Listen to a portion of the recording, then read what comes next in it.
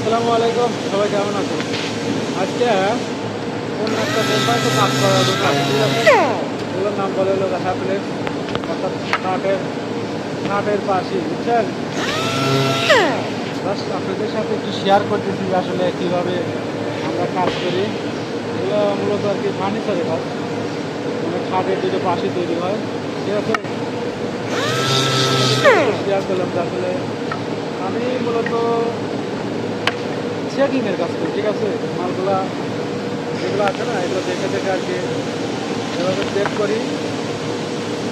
Check করার পরে এগুলো আর কি কালার হয়, ঠিক আছে?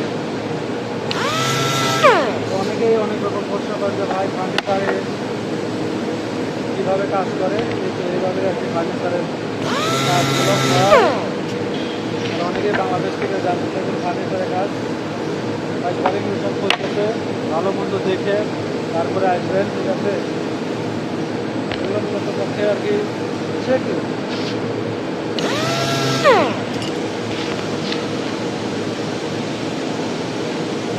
তো আমি যে কাজটা করি আর কি, এই কাজটা আপনাদের সাথে আমি শেয়ার করলাম।